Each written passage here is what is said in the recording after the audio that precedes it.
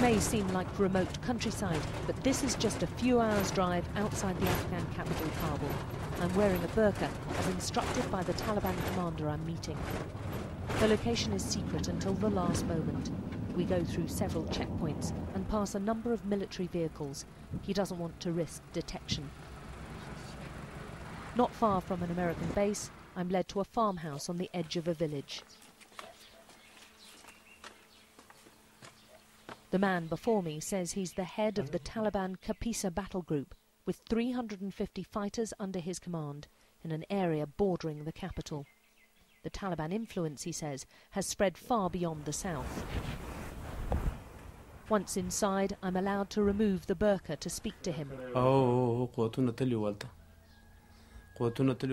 He says his men were part of the group which attacked President Karzai at a ceremony in Kabul a few months ago. It would be easy to kill him, he says, but we wanted to show our force.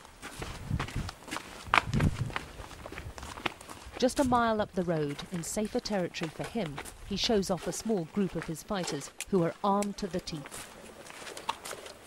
They boast about killing American troops and scoff at their claim that they have the insurgents on the run. We destroyed 2 of their trucks last night, he says, and they don't dare come here in smaller groups than 20. Trust me, they can't come here in 2s or 3s. As his men display some of their rather old and worn weaponry, he goes on to claim they have 30 suicide attackers waiting in Kabul and 600 other fighters in the capital. It's easy to do these attacks, he says, because our people have infiltrated the Afghan National Army.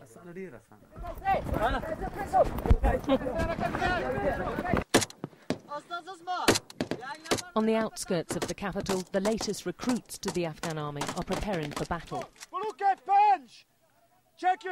British soldiers are training them, and in a few weeks they'll be on the front line. But they're already Taliban targets in more ways than one.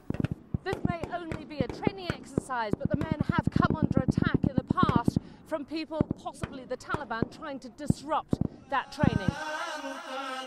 He smiles for the Taliban cameras. Suicide missions are an increasingly popular tactic by the insurgents, and young men like this one are perfect propaganda fodder, as well as lethal human bombs.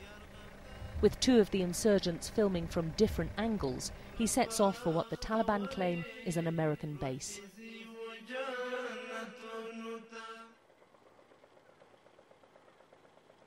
Allahu Akbar.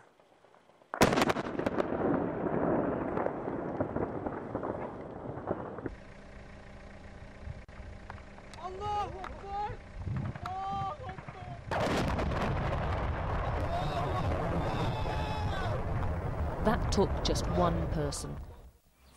Even if the Taliban claims of support are exaggerated, these small groups seem able to create insecurity and fear on a scale perhaps far beyond their numbers, and with a fraction of the weaponry the international troops have.